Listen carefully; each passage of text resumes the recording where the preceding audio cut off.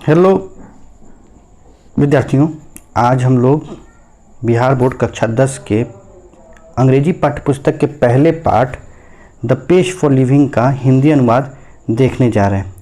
आइए शुरू करते हैं हम द पेश फॉर लिविंग। ये आर.सी. हटचिंसन के द्वारा लिखा गया है।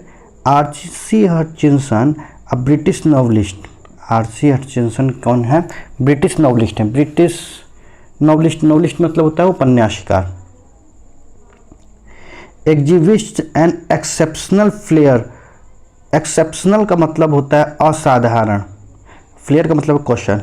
For touching the sensitive issue of the contemporary. Contemporary का मतलब होता है समकालीन society with all its contradictions and paradoxes. Contradiction and paradoxes का मतलब होता है अंतर विरोध और विरोधाभास। दोनों एक ही चीज़ है, साइनोनिम्स है दोनों एक दूसरे का। तो आर.सी. हटचिंसन जो है एक ब्रिटिश नॉवलिस्ट हैं और इनमें एक अद्भुत कौशल है उनके समकालीन समाज के सभी विरोधाभासों और अंतर्विरोध को दिखाने की। उसके अंतर्विरोध और विरोधाभासों को उन्होंने दिखाया, एग्जिबिट किया है, मतलब कि प्रदर्शित किया है। In the pace for living RC. Hutchinson capture the agony of modern man. और ये द पेश फॉर लिविंग इस पाठ में आर.सी. हटचिंसन ने आधुनिक आदमी के व्यवस्था को प्रदर्शित किया है। He brings out how the fast movement of men, things and objects hurt the normal rhythm and exerts undue pressure on men, women and children। वो बताते हैं, ब्रिंग्स आउट मतलब कि बाहर लाते हैं क्या, कि किस तरीके से फास्ट मूवमेंट जो है, तेज़ रफ्तार जो है, आदमी हो या और चीज़ें हो, उनको हर्ट करता है उनके नॉर्मल माने सामान्य रिद्म, मतलब कि लय को, है ना, क्या डालकर, एग्जर्ट्स माने डालना, अनड्यू प्रेशर, है ना, अनचाहा दबाव डालकर, किस पर, आदमी, औरत और बच्चों पर। चलिए शुरू करते हैं अब पाठ। यहाँ से पाठ शुरू होता है। I saw a play in Dublin not long ago in which the chief character was an elderly corn merchant in a small Irish country town. बहुत पहले मैंने डबलिन में, ज़्यादा समय की बात नहीं है, मैंने डबलिन में एक प्ले मीन्स नाटक देखा था जिसमें कि चीफ कैरेक्टर मीन्स मुख्य पात्र एक एल्डरली कॉर्न मर्चेंट था। एल्डरली कॉर्न मर्चेंट का मतलब होता है उम्रदराज मक्के का व्यापारी था। और ये कहाँ देखा था मैंने? डबलिन में। डबलिन कहाँ है? एक आयरिश कंट्री टाउन है, छोटा सा। जैसे इंडिया का इंडियन तो वैसे आयरलैंड का Irish. He was a man of many anxieties. वो आदमी, कौन आदमी? जो कॉर्न मर्चेंट है वो, है ना, उसे बहुत सी चिंताएं थी। उसका हिज हार्ट वाज डिकी। उसका हृदय कमज़ोर था। His Neiphiu was cheating him. उसका भतीजा, नेफ्यू मीन्स भतीजा, उसका भतीजा उसे चीट कर रहा था, यानी कि धोखा दे रहा था। His wife had the fantastic notion of spending 10 pound on A holiday. और उसकी पत्नी में एक अद्भुत कला थी 10 पाउंड खर्च कर देने की प्रत्येक हॉलीडे पर, मतलब प्रत्येक छुट्टियों पर। All together the pace of life was getting too much for him. कुल मिलाकर उसकी जो जीवन की जो रफ्तार थी उसके लिए बहुत थी। In a moment of despair he uttered a great cry from the heart, है ना, और एक क्षण में उसके हृदय से एक आवाज़ आती है तेज। They tell me there is an aeroplane now that goes at 1000 miles an hour. वे कहते हैं मुझसे कि एक हवाई जहाज़ है जो कि 1000 मील प्रति घंटे की रफ्तार से चलता है। Now that's too fast. अब वो यह बहुत तेज है। For me that was the most enchanting line in the play. और मेरे लिए ये सबसे प्रभावशाली लाइन थी। इंचेंटिंग लाइन मीन्स प्रभावशाली लाइन थी, है ना, नाटक की। The man's complaint was so gloriously irrelevant to his own situation। जो आदमी का जो कंप्लेंट था, कंप्लेंट मतलब होता है शिकायत जो थी, वो इतनी ग्लोरियसली मतलब होता है गौरवपूर्ण और इरेलीवेंट मतलब होता है अप्रासंगिक थी उसके अपने सिचुएशन में, परिस्थिति से। एंड बिसाइड्स बीइंग कॉमिक, और हास्यपूर्ण होने के बावजूद, it struck me a perfect illustration of the way the Irish get at subtle truth by the most unlikely approaches, है ना। हास्यपूर्ण होने के बावजूद यह मुझे इलस्ट्रेशन मतलब होता है उदाहरण देना, है ना। तो ये उदाहरण देता है कि किस तरीके से आयरिश लोग, आयरिश मतलब आयरलैंड के निवासी, जैसे इंडिया के निवासी इंडियन कहलाते हैं, वैसे आयरिश लोग सूक्ष्म सत्य, सबटल ट्रूथ मतलब होता है सूक्ष्म सत्य तक पहुंच जाते हैं। किस तरीके से? अनलाइकली अप्रोचेस से, मतलब असंभाव्य तरीकों से पहुंच जाते हैं। You saw what the old fool meant, आपने देखा कि उस बूढ़े व्यक्ति का मतलब क्या था। Not that I have any dislike of rapid movement my self, ऐसा नहीं है कि मैं खुद नापसंद करता हूँ, डिसलाइक मतलब नापसंद करना, ऑफ रैपिड मूवमेंट, इस तेज रफ्तार को। I enjoy going in a car eight 90 miles an our, मैं तो आनंद लेता हूँ किस पर, 90 किलोमीटर प्रति घंटा की रफ्तार से कार में जाने पर। So long as I am driving and so long as it is not my car, और इतनी दूर कि मैं उसमें ड्राइविंग कर रहा हूँ, मैं उसे चला रहा हूँ, और इतनी दूर कि वो मेरी कार न हो, तब मुझे बड़ा मज़ा आता है उस कार में जाने में, 90 मील प्रति घंटे की रफ्तार। आई एडोर द मशीन दैट हल यू अबाउट द बैटरशिया,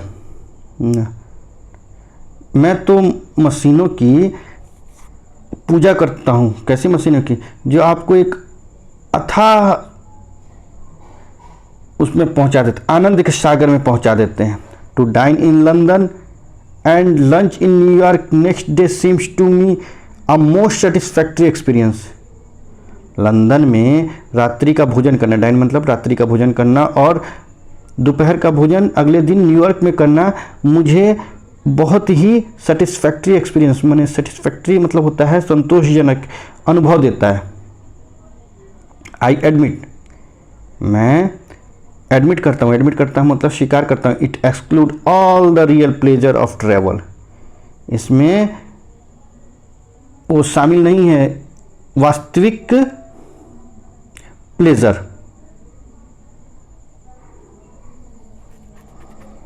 इसमें वास्तविक आनंद शामिल नहीं है यात्रा का। The sort of fun you get from a country bus in Somerset और स्पेन, जिस प्रकार का आनंद आप लोकल बस में, समरसेट और स्पेन की लोकल बस में आप पा सकते हैं। देखिए, अब आप अगर जा रहे हैं बाइक विक से तो अकेले अकेले जा रहे हैं, इसमें क्या आनंद आएगा, या फिर कार में बैठ के जा रहे हैं खुद चला के, तो क्या आनंद आएगा। आनंद तो तब आता है जब विभिन्न प्रकार के लोग आते हैं, आपके अगल बगल में बैठते हैं, और बस में धक्का धुक्की होता है, विभिन्न प्रकार के लोग मिलते हैं, वो वाला आनंद तो नहीं है इसमें। But it gives you a super special sense of drama, लेकिन ये आपको सतही ड्रामा का एहसास तो करा ही देता है। It was a sort of excitement our ancestor had to do without, और यह इस प्रकार का उत्तेजना है जो कि हमारे एंसेस्टर मतलब होता है पूर्वज, इसके बिना ही रह गए। And we might just as well accept it gratefully, और हम इसको ग्रेटफुली एक्सेप्ट कर सकते हैं। एक्सेप्ट करना मतलब होता है स्वीकार करना। No where speed becomes something unfriendly to me is where the mental activities of our time tends as they naturally do to follow the pace of machine. ये जो कभी कभी अनफ्रेंडली हो जाता है, पेस स्पीड जो है कभी कभी अनफ्रेंडली तब हो जाता है जब हमारी जो मानसिक एक्टिविटीज़ जो हैं वो मशीन पर निर्भर हो जाती हैं, उनको फॉलो करने लगती हैं, उनका अनुसरण करने लगती हैं। आई स्पीक विद प्रेजुडियस, मैं पूर्वाग्रह के साथ कह रहा हूँ। पूर्वाग्रह का मतलब, प्रेजुडिस मतलब होता है पूर्वाग्रह, पूर्वाग्रह का मतलब होता है पहले ही से किसी चीज़ को मन में बिठा लेना, उसके बाद बोलना। Because I belong to the tribe of slow thinkers, क्योंकि मैं बिलोंग करता हूँ, मैं संबंध रखता हूँ धीरे सोचने वालों की जमात से। Those who are cursed with le spirit de l escalier, और ये कोई दूसरी देश की भाषा है, शायद फ्रेंच की भाषा है ना, उसमें लिखा हुआ है, जिसका मतलब होता है people who light on the most devastating repartee about 4 hours after the party is over. मैं उन लोगों में से हूँ, उन स्लो थिंकर्स में से हूँ जो कि पार्टी खत्म होने के 4 घंटे बाद तक है ना पार्टी करते रहते हैं और उसके बारे में सोचते हैं। I am one of those who are guaranteed to get the lowest mark in any intelligence test. मैं उन लोगों में से हूँ, एक हूँ जो कि निश्चित ही लोएस्ट मार्क लाएंगे, मतलब कि कम नंबर लाएंगे किसी प्रकार के इंटेलिजेंस टेस्ट में। इंटेलिजेंस टेस्ट मतलब होता है बौद्धिक जांच में। बिकॉज दोज टेस्ट और all that ones I have come across seems to be design to measure the speed of your mind more than anything else. और मेरा ऐसा मानना है कि इसलिए क्योंकि ऐसे टेस्ट जो होते हैं, ऐसी जांच जो होती हैं, वो क्या होती हैं, वो आपके दिमाग को ज़्यादा नापने के लिए होती हैं, ना कि और किसी दूसरी चीज़ की। ऑब्वियसली, निश्चित ही, we slow thinkers are terribly handicapped in the business of getting living. निश्चित ही हम जो धीमे सोचने वाले लोग हैं वो अपंग हैं जीविका प्राप्त करने में, जीविका कमाने में।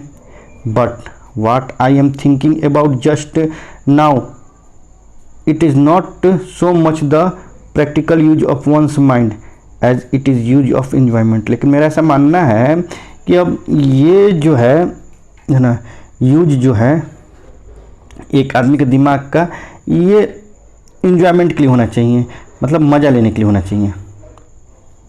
As an example, when I go to the cinema, एक उदाहरण के तौर पर जब मैं सिनेमा देखने जाता हूँ, I find my self in a hopeless fog, मैं अपने आप को एक निराशा में पाता हूँ, निराशा की अवस्था में पाता हूँ। एंड आफ्टर 2 or 3 मिनट्स, और 2 या 3 मिनट के बाद, I have to turn to my wife to enlightenment, और मुझे अपनी पत्नी की तरफ मुड़ना पड़ता है इनलाइटमेंट के लिए, मतलब प्रकाशित करने के लिए, मतलब कि वो समझाने के लिए कि पिक्चर मुझे समझाओ भाई क्या पिक्चर में चल रहा है। आई विस्पर, मैं फुदफुदाता हूँ। विस्पर मैंने होता है फुदफुदाना, मतलब कि धीरे धीरे बोलना।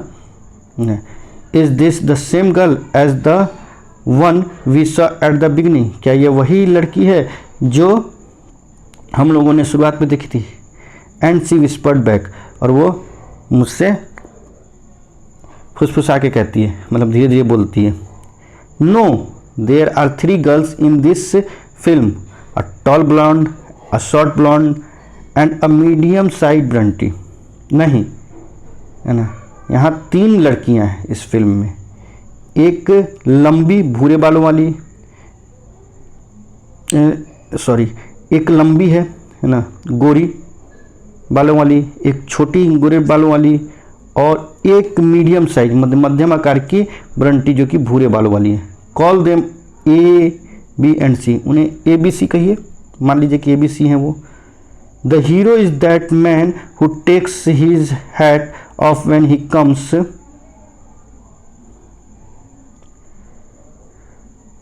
इंडोर्स, और नायक जो है वो है जो कि अंदर आते ही, घर के अंदर आते ही अपना टोपी उतार देता है। He is going to fall in love with girl B C A in that order, और वो बी सी और ए तीनों से एक एक करके प्यार करेगा।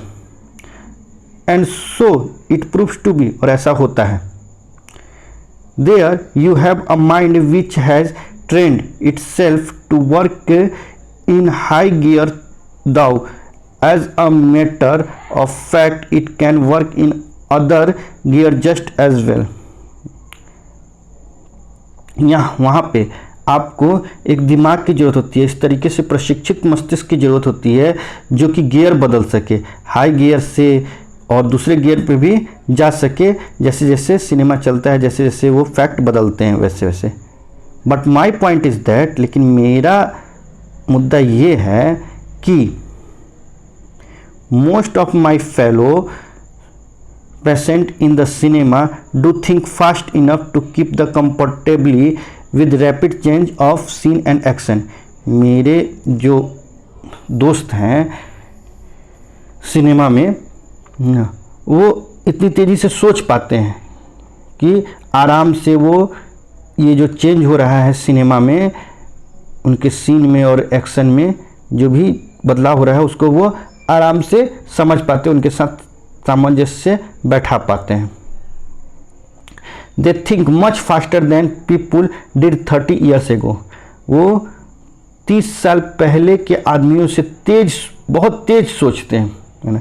पॉसिबली बिकॉज, शायद इसलिए क्योंकि those who do not think fast in the high street now days, शायद इसलिए क्योंकि जो आजकल रास्तों में तेज नहीं सोचेगा, है ना, may not get another chance in this world to think at all। उसे दोबारा चांस इस दुनिया में नहीं मिलेगा सोचने के लिए। तो ये था हमारा इंग्लिश के पहले part the pace of living का हिंदी अनुवाद। आशा है कि आपको अच्छा लगा होगा। अगर आपको अच्छा लगा है तो हमारे वीडियो को लाइक कर दें, हमारे चैनल को सब्सक्राइब कर दें। इस वीडियो के अगले पार्ट में हम क्वेश्चन आंसर इसका लेके आएंगे। तो तब तक हमारे वीडियो का इंतज़ार कीजिए। Thank you for watching. Good bye.